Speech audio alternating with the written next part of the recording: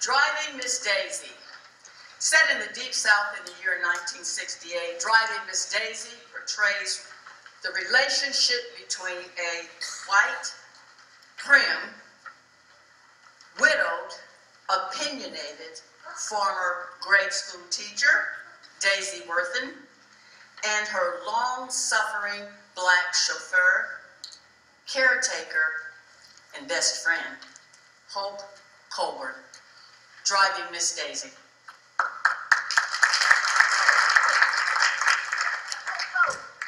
Yes, sir? Where did you put my papers?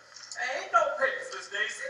My papers. I corrected them last night and put them out front so that I could take them to school today.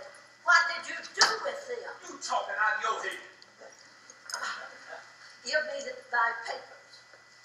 The children will be so disappointed if I don't give their papers back. I always return their homework the next day. Why aren't you helping me? What you want me to do, Miss Daisy? Give me my papers, I told you. I won't be mad with you. It's all right. But I've got to get to school now. The class will be all by itself. I'm late, and no one will take care of them. Oh, God, I did everything wrong. Sit down. You about to fall and hurt yourself. It doesn't matter. I'm so sorry, it's all my fault. I don't do right. It's so awful. Oh, God. Now you listen here. Ain't nothing awful except where you carrying on. I'm so sorry. It's all my fault. I can't find the papers, and the children are waiting. No, they ain't. You ain't no teacher no more. Miss Daisy, ain't nothing the matter with you. You don't know. You don't know. What's the difference? Your man just took a turn this morning, that's all. Go on. Just go on now. You step right back if you just let yourself. I can't. You a lucky old woman, you know that? No.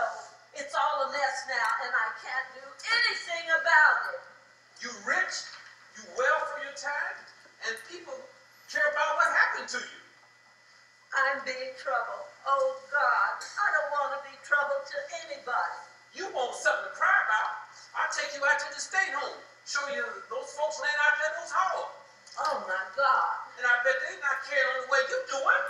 I'm sorry. I'm so sorry. Oh, those poor children in my class. You keep this up, I promise. Mr. Worthing called the doctor and you just as sure as you're born. Is that the way you want it to be? Oh, you still have that Oldsmobile. Oh, go on, Miss Daisy. That thing been in the junkyard 15 years or more. I'm driving you next to the last car now, 63 Cadillac, running fine as wine. You ought not to be driving anything the way you see. What do you mean the way I see you not looking out of my eyes? Oh, Yes, sir. you are my best friend.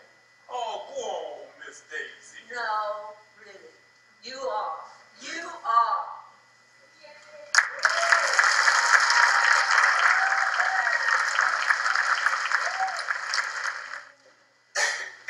Doubt.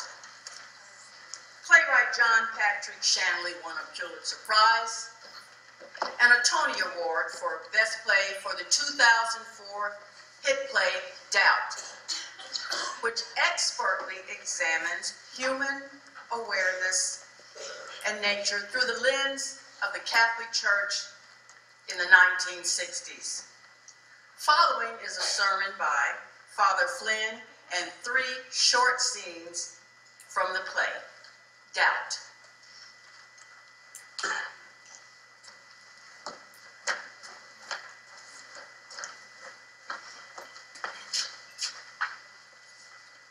A woman was gossiping with a friend of hers about a man she hardly knew. Now, I know none of you have ever done this, but that night she had a dream. A great hand appeared over her and pointed down at her. She immediately had an overwhelming sense of guilt. And the next day, she went to confession. She got the old parish priest, Father O'Rourke, and she told him the whole thing. "Is gossiping a sin?" she asked the old man. "Was that the hand of God Almighty pointing a finger at me? Should I be asking for absolution? Tell me, Father, have I done something wrong?" "Yes," Father O'Rourke answered her. "Yes, you ignorant lady, you poorly brought up female, you have borne false witness against your neighbor, and you should be heartily ashamed." So the woman said she was very sorry and asked forgiveness. "Not so fast," says O'Rourke. "I want you to go home, take a pillar, and take a knife, and go up to the roof and stab the pillow."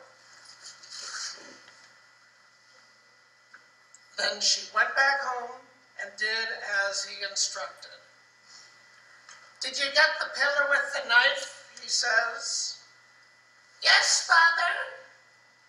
"And what was the result?" "Feathers."